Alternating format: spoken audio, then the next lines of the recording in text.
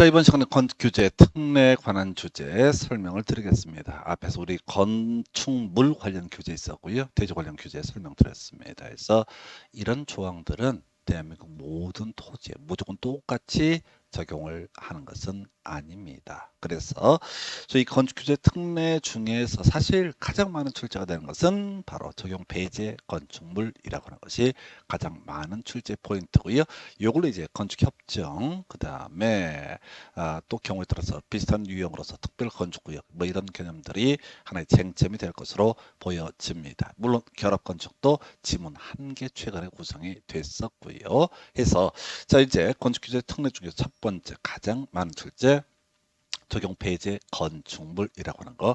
건축물이 뭐죠? 라고 했을 때 지상에 설치하는 공작물 가운데서 지붕과 기둥 또는 벽으로 이루어져 있는 거. 그래서 지붕 플러스 기둥, 지붕 플러스 벽이 있으면 이걸 건축물이라고 정의합니다. 예, 시험에 안 나옵니다. 시험에 뜨는 것은요. 지하 또는 고가의 공작물을 설치하는 사무소, 공연장, 점포, 차고, 창고 이런 것이 출제가 되게 되죠. 그래서 예외 항목, 좀 특수한 결과를 가지고 시험 문제가 구성이 돼요. 그래서 이 건축의 적용 배제 건축물이라고 해서 외우시면 됩니다. 제풀 시설 실이라고 외우시면 됩니다. 그래서 자 건축법을 적용하지 않는 건축물이라고 해서 제풀 시설실에서 지정 문화재, 가지정 문화재라고 하는 거. 요즘에 이제 용어 바꿨네요. 임시 지정 문화재라고 해서 저는 가지정 문화재라 부르다가 하여튼 법조문을 좀 쉽게 만들자. 가지정 문화재. 이게 이해가 안 된다. 그러면 임시 지정 문화재는 이해가 되느냐?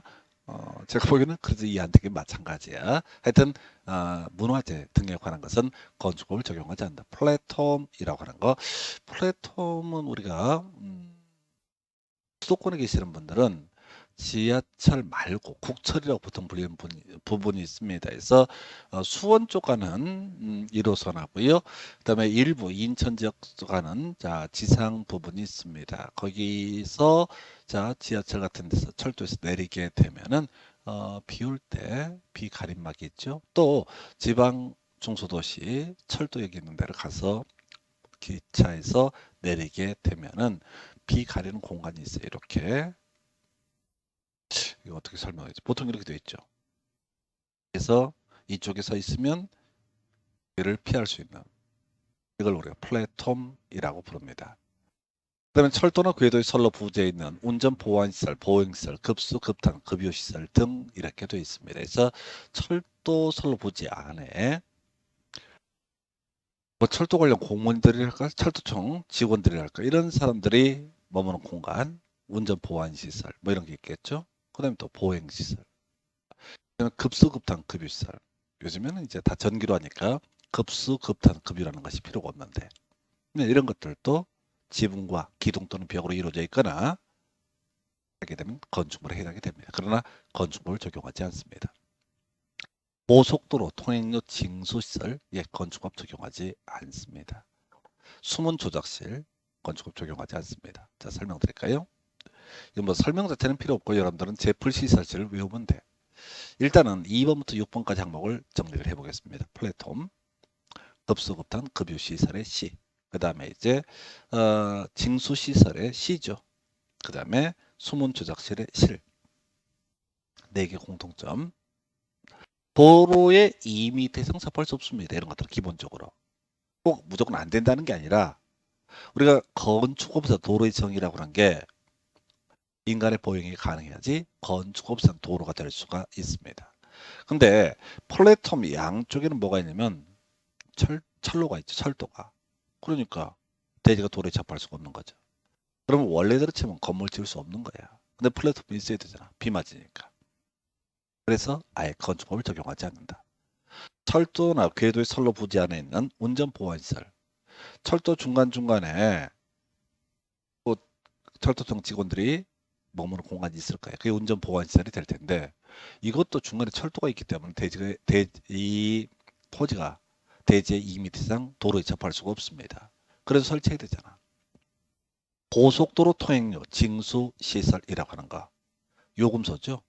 요금소 대지가 도로에 접한 것 같은데 아닙니다. 고속도로는 건축법 세계는 도로가 아닙니다. 사람의 보행이 불가능하기 때문에. 그다음에 수문조작실이라고 해서 하천구역 내, 그러니까 시골 같은 데 가다 보면 하천이 있어요. 도로 없는 경우도 있습니다. 거기에다가 보통 논이죠. 논에다가 하천에 수문 조작실을 설치하는 경우가 있습니다. 원래 건축법에서는 건축물을 건축하려면 맹지가 아니어야 되고 대지가 도로의 2m 이상 접해야 된다. 그래서 이런 것들이 갖는 의미는 사회적 필요성 때문에 그렇습니다. 이걸 건축법을 그대로 적용을 해버리면 이런 것들 못 만들거든. 그 외에 지정문화재, 가지정문화재, 임시정문화재 설명드립니다. 지정문화재, 강릉에 오죽헌이 있습니다. 건폐율 위반이라고 철거 못합니다. 그죠? 문화재를 어떻게 철거를 해? 건폐율 용적률 위반이라고 말이 안 되잖아. 그래서 아예 건축법을 적용하지 않는다. 이렇게 갑니다. 그래서 여러분 외우실 건요. 제풀시설실, 제풀시설실 겁나 많이 나오는 주제에서 일단 외우고 들어가야 돼. 제풀시설실이라고 하는 거 건축법 적용 배제 건축물 하나 보셨고요. 그 다음 이슈. 자, 이제 건축협정. 요즘에 이제 총 한 6, 7년 사이에 세 문제가 나왔죠. 그래서 아까 제가 분할 제한 면적 할 때 건축협정 적용 대상 지역에 있어서는 자 어떻다 이런 분할 제한 면적에 관한 기준을 적용하지 않고 즉 그보다 잘게도 땅을 쪼갤 수가 있다 이렇게 해석을 하게 됩니다. 그래서 건축협정의 체결이라고 하는 거. 자, 좀 보면서 설명을 드리도록 하겠습니다. 소유자 등은 전원의 합의로 건축협정을 체결할 수 있다. 끝해서 이걸로 끝나는 거예요. 그러니까 건축협정이라고 하는 것은 여러 필지의 소유자가 있는데 이걸 묶어서 마치 하나의 대지처럼 건축 규제를 해달라고 하는 개념을 건축협정이라고 부릅니다. 그래서 이 각각의 토지의 소유자, 혹시 이미 여기 건물이 있으면 건물의 소유자, 건축물의 소유자, 그 다음에 지상권자, 민법에서 공부하는 건데 아직 물권법 공부 안 하신 분은 잘 모를 얘기죠. 타인의 토지를 건물 소유, 수목 소유, 공작물 소유 목적으로 배타적으로 이용할 수 있는 권리, 이걸 우리가 이런 물권을 지상권이라고 부릅니다. 그래서 토지 소유자, 지상권자 세트로 가야겠고요. 다만 우리 어디에서 정비법 할 때 관리 전문계획 수립할 때 지상권자에 대해서는 분양을 하지 않는다. 뭐 이런 것들이 하나의 쟁점이 되던 바가 있습니다. 그래서 토지 소유자, 건축물 소유자, 지상권자 셋 중에서 뭐가 제일 중요할까요? 시험용으로 지상권자입니다. 하여튼 이들 전원에 합의가 있을 때 건축협정이라는 것을 체결할 수 있게 됩니다. 그런데 이 건축협정이라는 개념 자체는 사실 사람을 중심으로 보는 게 아니라 땅을 중심으로 보는 개념이죠.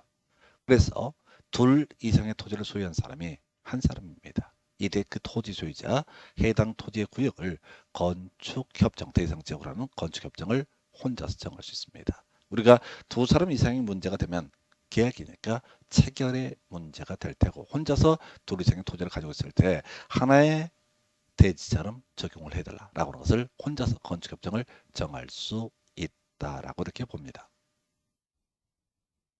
최근에 지문 하나 나오는 게 지저분했던 거 답은 아닌데 이 건축협정 체결 대상 토지가 둘 이상의 시군구에 걸쳐 있을 때 이때는 이 건축협정이라는 게 혼자서 여러 개의 토지를 가지고 하나의 대지처럼 취급해달라고 그냥 마음먹는다고 되는 게 아니라 시군구에 가서요 인가라는 걸 받아야 돼.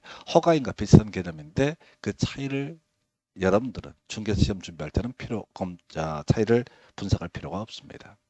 그래서 이게 만약에 A구이고 나머지가 B구다. 그러면 B구가 훨씬 더 속한 면적이 많다고 했을 때 토지의 면적 기준 과반이 속하는 지역의 시군구청장한테 인가 신청할 수 있다라고 되어 있습니다.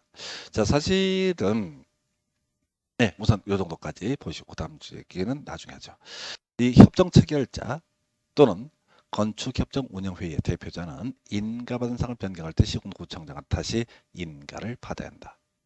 자, 여기서요, 건축협정운영회 대표자. 이게 뭐냐면, 건축협정을 체결했을 때 그들을 전체가 가서 일정한 허가 신청을 한다거나 할 수도 있겠지만 대표자를 선정할 수도 있습니다.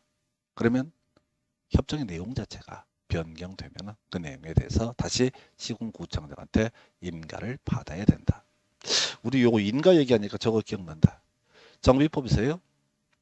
변신 수인이라고 하는 거 기억나세요? 관리 처분객 인가 떨어졌을 때 이 인가받은 관리 처분객을 변경하고자 할 때 더더더 기본적으로 인가를 받아야 한다라는 전제하에서 변신 수인 해서 자 변경하는 경우 자 이게 의미가 사소한 내용의 변경이라고 전제하고 이때는 신고하면 되는 것이고 그 다음에 수반하는 경우 어떻다 이때는 인가를 받아야 된다 이런 식으로 이제 나중에 기억 안 나면 정비법 한번 찾아보세요. 인가부등 관리처분객의 변경이라고 해서 변신 수인 뭐 이런 식으로 공부를 했던 바가 있습니다. 그래서 그 얘기고요.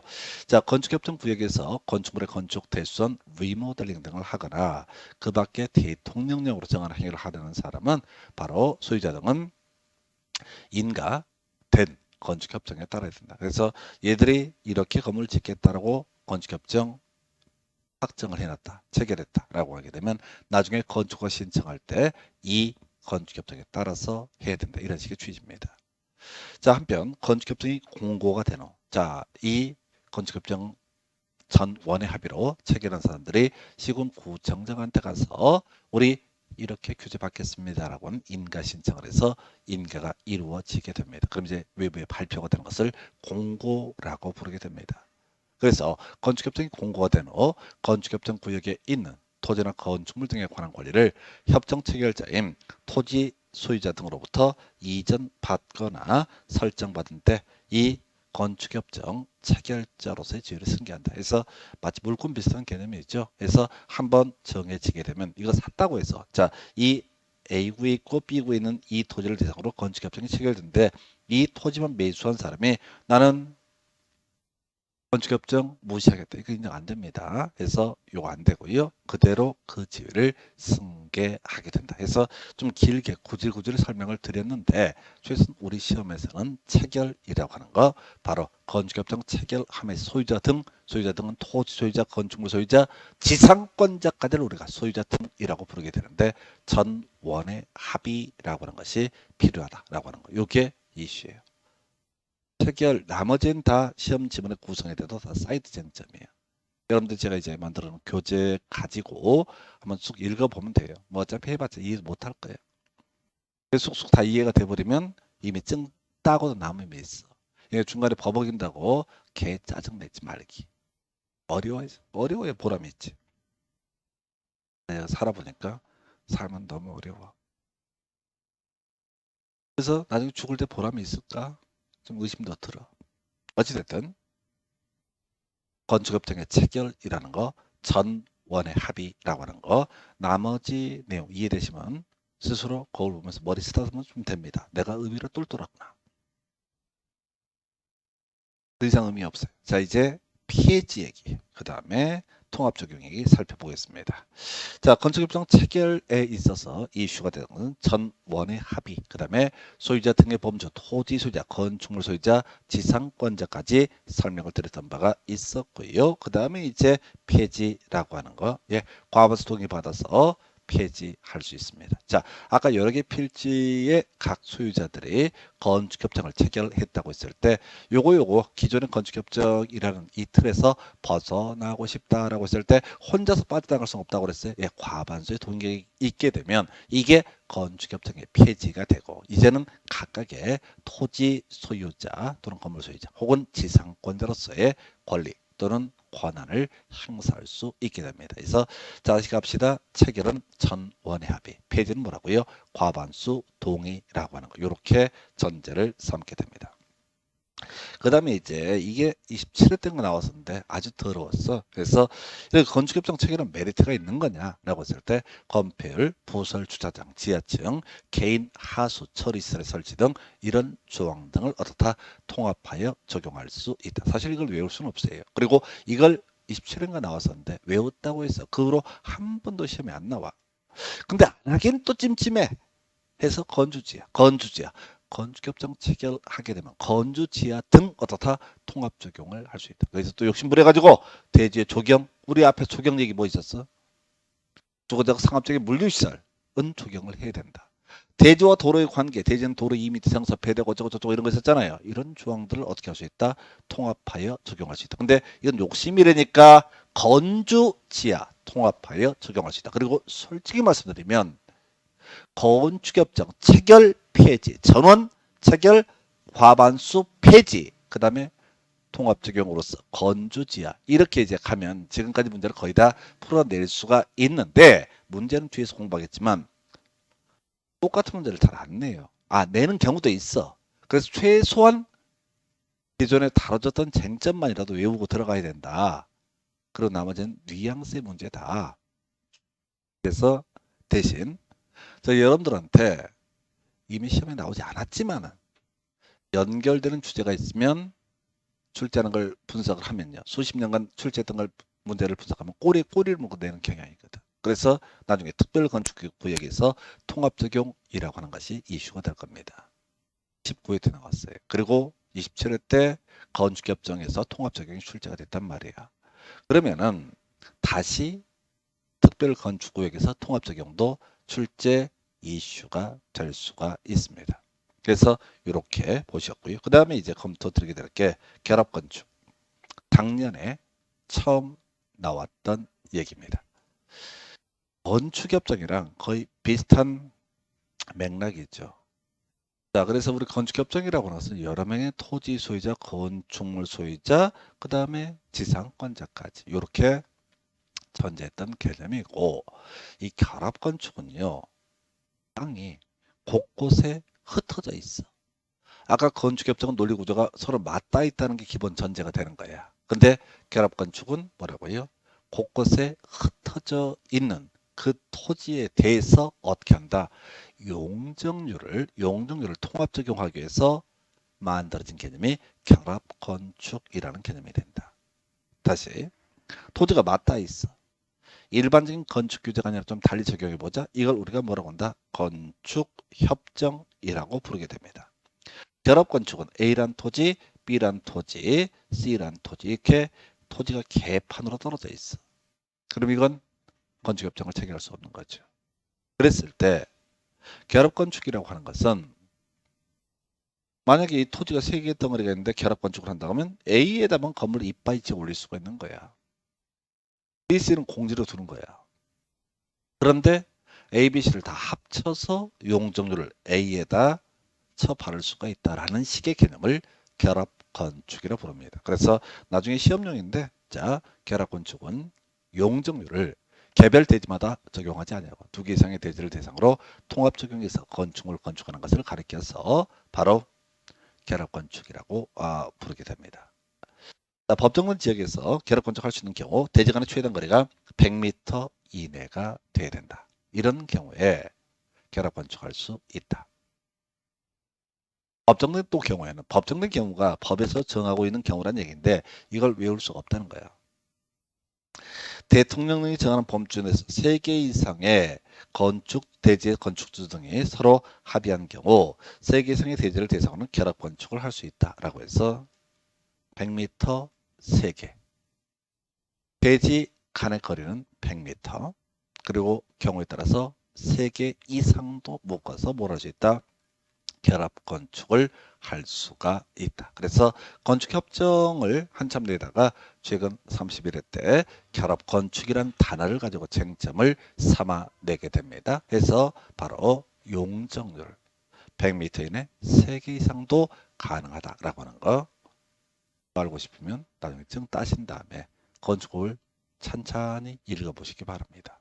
그러면 이해가 되면 좋고 아니면 말고 대신 여러분 이렇게 포인트를 잡아서 외우게 되면은 실력 겁나 없는 공인중개사가 될 수 있습니다. 실력 있는 대수생이 될 거냐? 실력 없는 공인중개사가 될 거냐? 여러분의 선택입니다. 제 개인적인 생각으로는 실력 없는 중개사가 차라리 나을 겁니다. 중개업소에서 약을 팔고 있는데 요 근래 카카오톡인가 몰라요. 뭐 단톡방인가 뭐 이런 게 있대요. 저는 카카오톡도 하지 않고 SNS라는 걸 하지 않습니다. 하는 이유는 친구가 없어서 그래요. 그래서 카카오 택시 때문에 어쩔 수 없이 계정 가입은 했지만 카카오 설치도 안 하고 보지도 않습니다.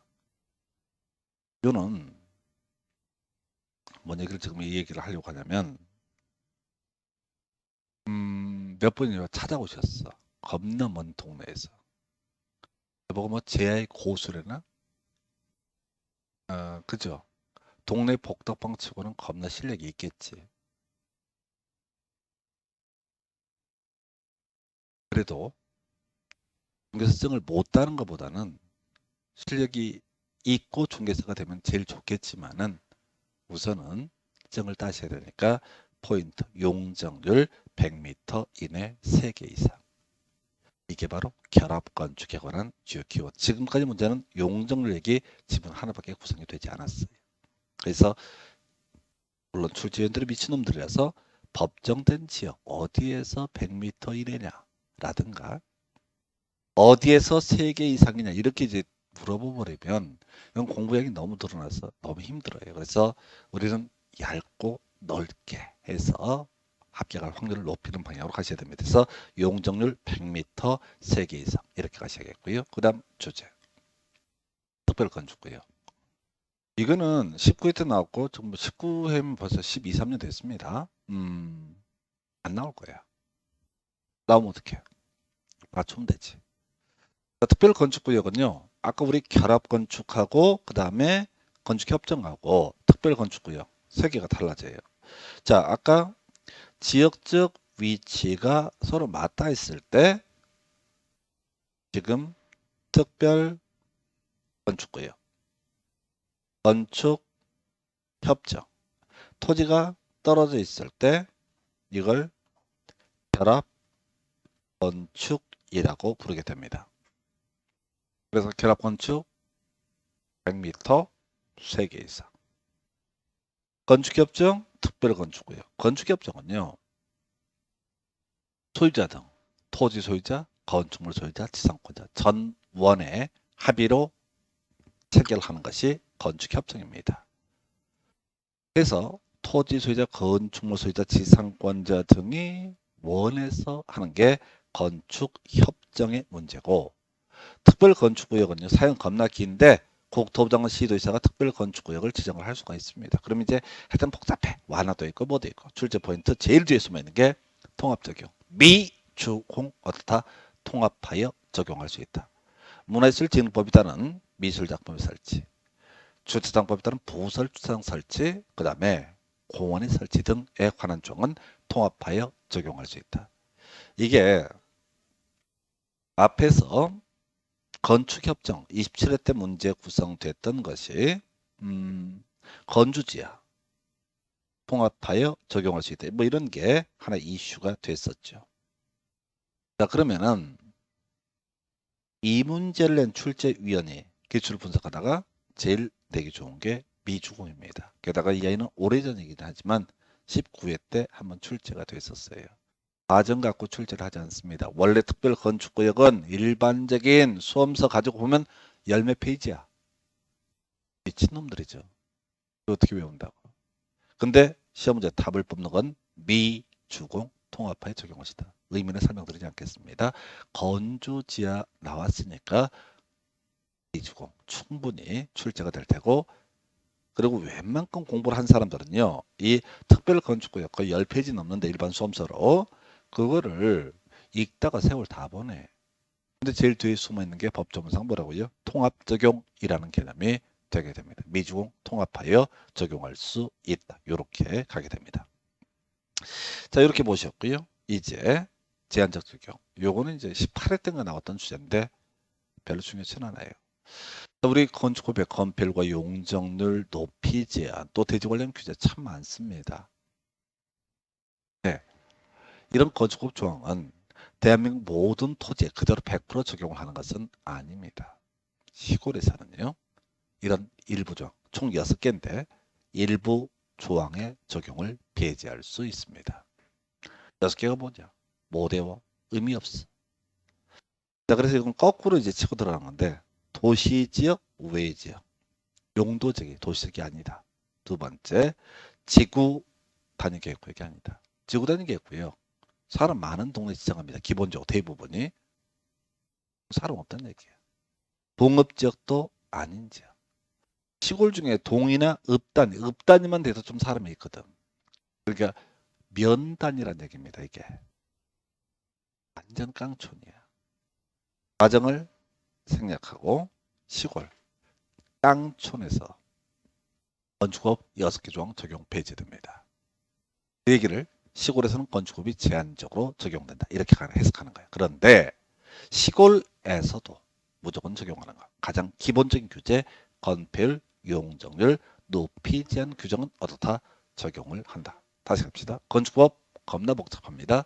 시골에선 일부 조항의 적용 폐지, 일부 조항은 6개가 있습니다. 그러나 시골이라 할지라도 건폐율과 용적률과 높이 제한 규정 세 가지 건용법은 그대로 적용이 되게 된다. 이렇게 가시는 거예요. 그래서 지금 건축규제 특례 관련한 제풀시설실부터 시작해서 건축협정, 결합건축, 특별건축구역, 제한적 적용 이렇게 5개 정도 주제 설명드렸고요. 뭐 하여튼 그동안 통계 데이터가 이 정도에서 출제 쟁점을 삼아낸 바가 있습니다. 그래서 이렇게 해서 건축규제 특례 보시고 잠시 끊었다가 건축 허가, 그 다음에 사용 승인 과정을 살펴보도록 하겠습니다.